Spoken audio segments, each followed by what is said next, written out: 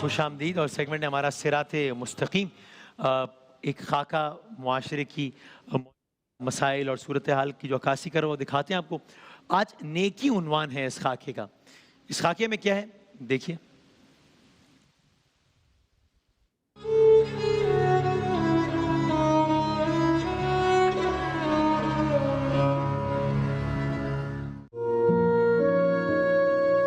شمیم شمیم تو وہی پکڑو یہ لا باجی مجھے ایک تو اتنی سخت گرمی ہے، اوپر سے انمول کی شاپنگ مجھے تو بھائی تھکا دیتی ہے بالکل. یہ انمول بٹیا کے لیے لائی ہوں گی نا؟ ہاں اچھا بیٹھے پانی لے کر آتی ہوں.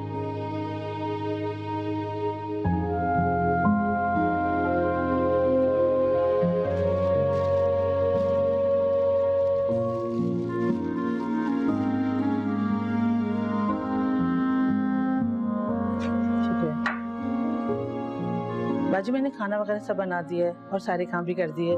اب میں گھر جاؤں؟ اتنی جلدی کیوں؟ کیا ہو گیا؟ وہ آپ کو بتایا تھا نا کہ میری بیٹی نوری کے رشتے والے آنے والے ہیں. اچھا اچھا میں تو بھول ہی گئی تھی. ہاں ضرور جاؤ، خیر سے جاؤ. اللہ تعالیٰ بچے کا نصیب اچھا کرے. الہی آمین. اچھا سنو، یہ کچھ پیسے رکھ لو، اچھا سا بندوبست کر دینا ناشتے کا. باجی اس کی کیا ضرورت ہے، رہنے دینا. نہیں رکھو. بہت شکریہ باجی، اللہ آپ کو بہت دے. یہ میں سامان کمرے میں رکھ دیتا. سامان رکھ دو. اوہ خدایا.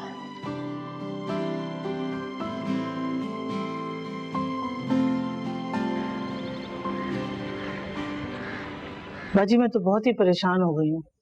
اب لڑکے والوں نے شادی کی تاریخ مانگ لی اتنی جلدی. تو اس میں پریشانی کی کیا بات ہے شمیم؟ یہ تو بڑی خوشی کی بات ہے. ارے باجی اتنی جلدی کہاں سے کروں گی؟ شادی کے اخراجات اور پھر جہیز بھی تو دینا ہے. تو تم نے کچھ تو بنا کے رکھا ہوگا نا بیٹی کے لیے. ارے باجی ہم غریب لوگ نا 2 وقت کی روٹی کھا لیں، جوڑیں گے کہاں سے؟ یہ امیر لوگ جو ہوتے ہیں نا ان کے لیے سب اچھا ہوتا ہے، اچھے لوگ مل جاتے ہیں. اب اللہ اللہ کر کے مجھے اچھا رشتہ ملا ہے اور ڈر لگتا ہے کہ ہاتھ سے نہ نکل جائے. ہے ایسی بدشگونی کی باتیں کیوں کر رہی ہو تم؟ کرنے کرو، اللہ تعالیٰ کوئی نہ کوئی بندوبست کر دے گا انشاءاللہ.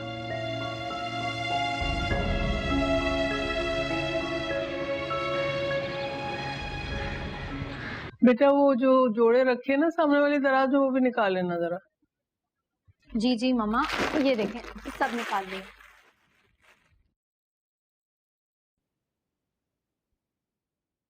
ماما کاش میرا دل بھی آپ کے جیسا ہوتا تو میں بھی سب کے ساتھ ایسے ہی نہیں کیا کرتی.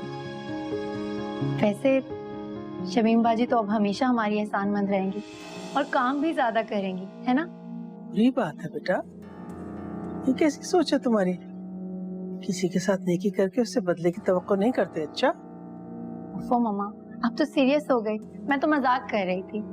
نیکی کر دریا میں ڈال، ایک ہاتھ سے دو تو دوسرے ہاتھ کو پتہ نہیں چلنا چاہیے. سمجھ گئی؟ یہ حکم ہے.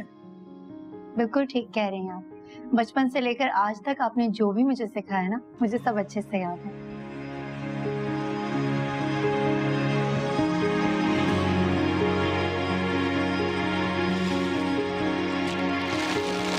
باجی یہ تو انمول بی بی کا ہے، آپ اسے مجھے کیوں دے رہی ہیں؟ شمیم میں نے کہا نا تم سے، تم بس جاؤ لڑکے والوں کو تاریخ دے دو. باجی میں کس منہ سے آپ کا شکریہ ادا کروں؟ آپ تو میرے لیے فرشتہ ثابت ہوئی ہیں.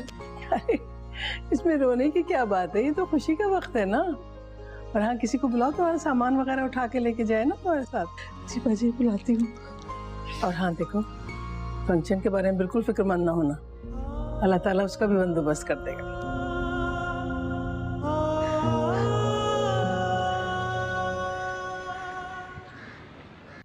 ارے واہ شمیم باجی، کارڈ تو بہت ہی خوبصورت ہے. بس جی اللہ نے میری عزت رکھ لی، یہ سب آپ لوگوں کی وجہ سے تو ممکن ہوا ہے. اللہ پاک آپ کی بیٹی کا بھی بھاگ کھولے. آمین ثم آمین. ویسے باجی آپ نے شادی میں آنا ضرور ہے. ہاں ہاں کیوں نہیں آئیں گے، ضرور آئیں گے. میں خود اپنے ہاتھوں سے رخصت کروں گی اپنی بیٹی کو. اور ظاہر سی بات ہے آپ کی بیٹی میری بھی تو بچپن کی دوست ہے، ہم تو لازمی آئیں گے.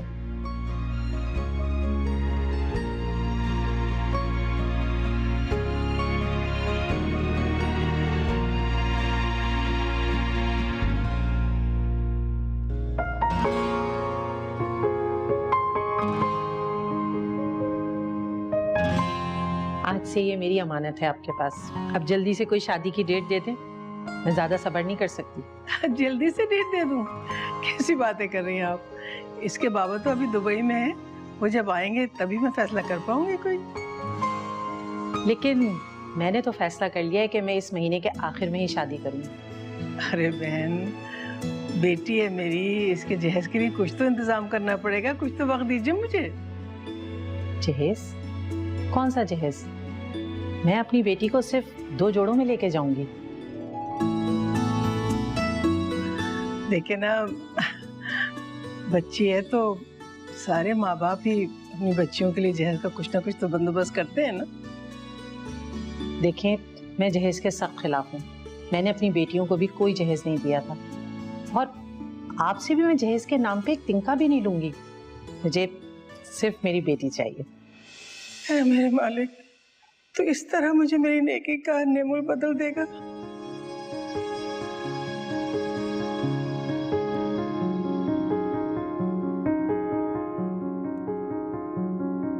میں نے کبھی سوچا بھی نہ تھا. تیرا لاکھ لاکھ شکر ہے میرے مالک, تیرا لاکھ لاکھ شکر ہے.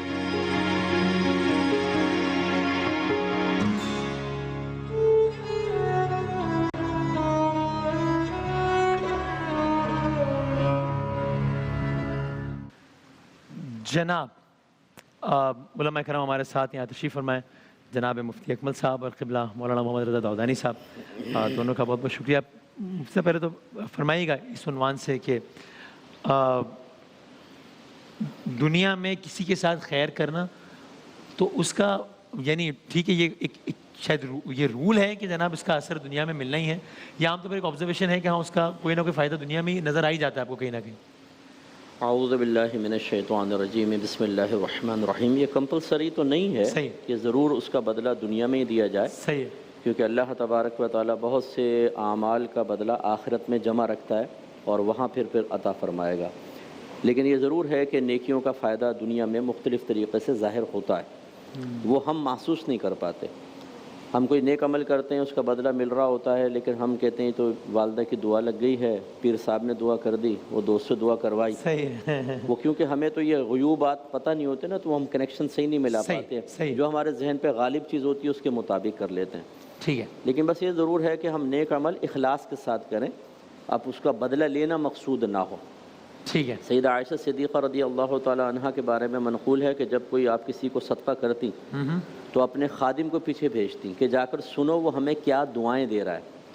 وہ آ کے جب دعا بتاتا تو آپ وہی دعائیں اس کو دیتی, اور آپ فرماتی ہم یہ چاہتے ہیں کہ یہ ہمارے صدقے, یہ اس کی دعائیں ہمارے صدقے کا بدلہ نہ بن جائے. ہم دعا کے بدلے دعا دیں گے اور صدقہ خالصتاً اللہ کی بارگاہ میں پہنچے. تو اس لیے یہی کوشش ہونی چاہیے کہ اللہ کی رضا کی خاطر دیں.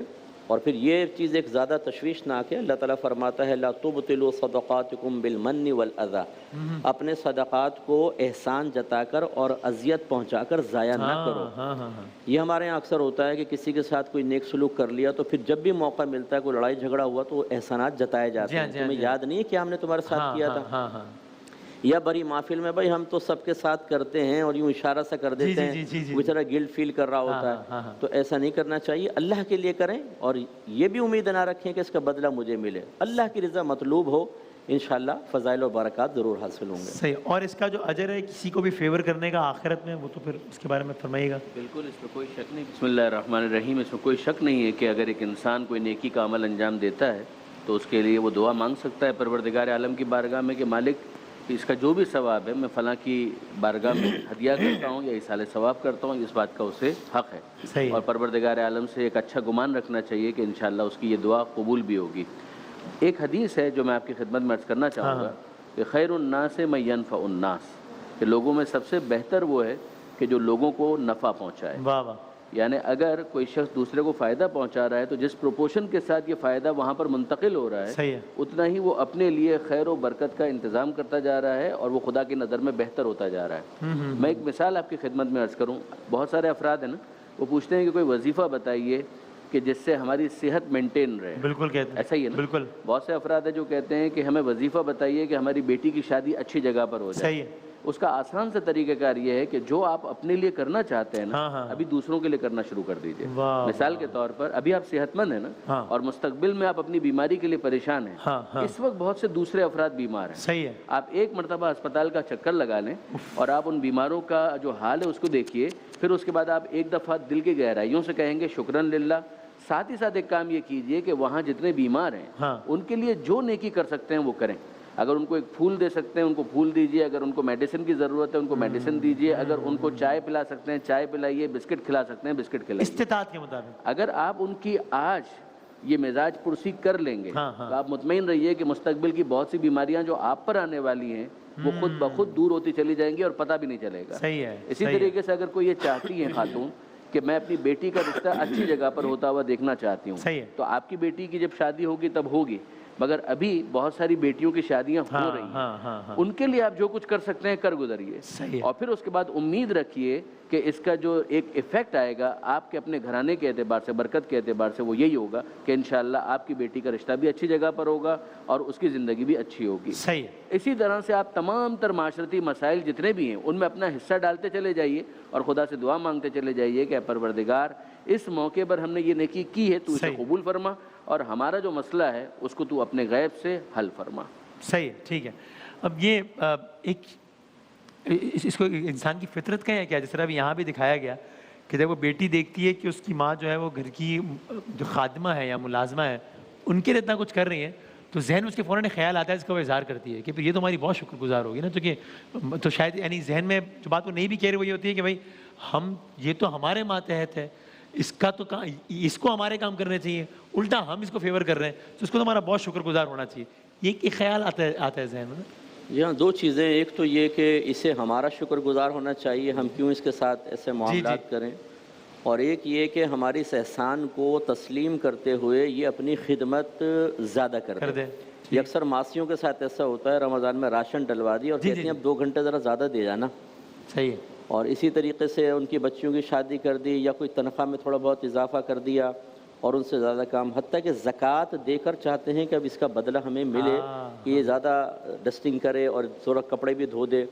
حالانکہ زکوٰۃ کی صحیح ادائیگی کے لیے شرط ہے کہ اس سے اپنے دنیاوی منافع تمام منقطع کر لیا جائے. تو اس سے پھر یہ اس میں کہ ریاکاری آ جاتی ہے اور اخلاص میں کمی آتی ہے. جتنا اخلاص میں کمی آئے گی اتنا ہمارے ثواب میں کمی آئے گی. بس ہمیں یہ سمجھنا چاہیے اگر یہ ٹیبل میں عدم توجہ ہی سے تیار کروں تو 500 روپے ملے, لیکن اگر میں اچھی توجہ سے اس کو تیار کر دوں تو اسی کے 5 لاکھ ملیں. صحیح ہے. تو مجھے کیا کرنا چاہیے؟ تو یہاں پر بھی ایسا ہی ہے کہ اللہ کے لیے جب کام کریں گے اس کا اجر و ثواب بہت زیادہ ہے. صحیح ہے. اور دنیا میں ہی اس کا کچھ بدلہ اس کو کیش کر لیا جائے تو پھر تو وہ بہت تھوڑا سا رہ جائے گا.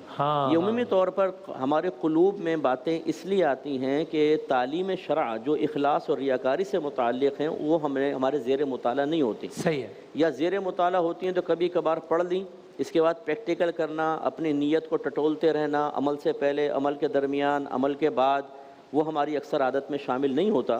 نتیجہ نکلتا ہے کہ ہم ہر چیز کا بینیفٹ دنیا میں چاہتے ہیں, فوری طور پہ کوئی حل نکلا ہے. حتیٰ کہ ہم کم از کم یہ چاہتے ہیں اگر میں نے آپ کے ساتھ احسان کیا تو میں آؤں تو آپ کھڑے ہو جائیں, کم از کم اتنا تو آپ کے چہرے پر احسان مندی کے آثار نظر آنے چاہیے اور آپ مجھے سلام میں پہل کریں. یہ تمام چیزیں ہمیں توجہ کرنی چاہیے کہ یہ بدلے یہاں نہ لیں, آخرت میں رکھیں, تاکہ وہاں جب سب کے سامنے آپ کو بدلہ ملے اور سرخروئی ملے تو وہ عزت قابل دید ہوگی. صحیح ہے.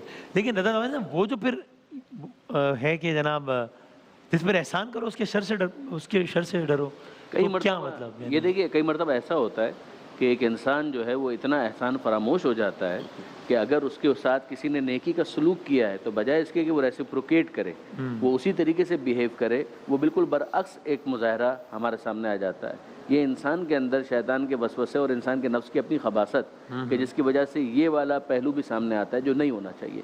اس میں کوئی شک نہیں ہے کہ اصل اجر جو ہے وہ قیامت کے میدان میں ہے. اس دنیا کے اندر انسان کو جو فائدہ بھی ملتا ہے اپنی نیکی کا وہ سیکنڈری ہے. لیکن ساتھ ہی ساتھ پروردگار عالم نے 2 چیزیں ہمیں قرآن مجید سے ملتی ہیں. مثلا ایک آیت ہے سورہ دہر کی کہ یطعمون الطعام علی حبہ مسکینا و یتیما و اسیرا. یہ اللہ کی محبت میں مسکین کو, یتیم کو اور اسیر کو کھلاتے ہیں. یہ پنجتن کی شان میں نازل ہونے والی آیت. پھر ان کے جو دل کی کیفیت ہے اس کو وہاں پر لکھا ہے کہ انما نطعمکم لوجہ اللہ, ہم نے تمہیں کھلایا صرف اور صرف اللہ کی خاطر. لا نريد منکم جزاء ولا شکورا، نہ ہم تم سے معاوضہ چاہتے ہیں، ہم ایون تمہارا شکریہ بھی نہیں چاہتے. یہ دینے والے کی نیت کی پاکیزگی ہے، مگر اب لینے والا جس کی مدد کی گئی ہے اس کے ظرف کی بلندی کتنی ہونی چاہیے کہ حدیث کے اندر یہ الفاظ آئے کہ من لم یشکر المخلوق لم یشکر الخالق، کہ اگر کوئی مخلوق کا شکریہ ادا نہیں کر سکتا تو وہ خالق کا شکریہ کیا ادا کرے گا. یعنی یہ سبب تو بالکل سامنے ہے، وہ اس کا بھی شکریہ ادا نہیں کر رہا تو خالق جو مسبب الاسباب ہے اس کا وہ شکریہ کیا ادا کرے گا.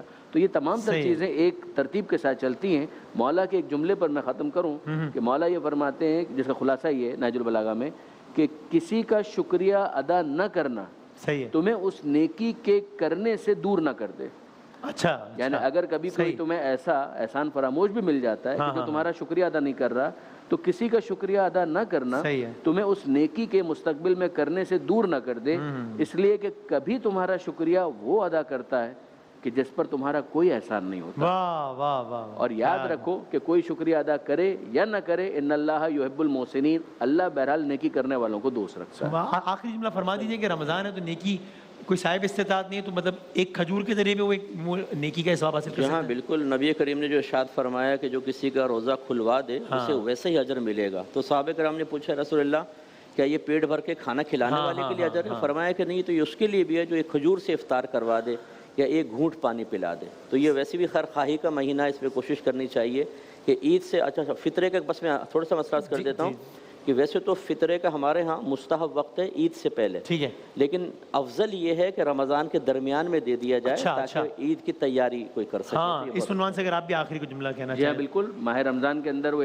فطرے کا اگر جو بھی اس کی ذمہ داری ہے اگر اس کو ادا کر دے تو بہت اچھا ہے، تاکہ جو صاحب ہیں یا جو غریب ہیں، فقیر ہے، وہ اپنی عید کی خوشیوں کو پہلے سے آمادہ کر سکیں. جزاک اللہ، بہت شکریہ، تھینک یو. جناب مولانا محمد رضا داؤدانی صاحب، مفتی اکمل صاحب، ایک وقفے کے بعد دوبارہ حاضر ہوتے ہیں انشاءاللہ.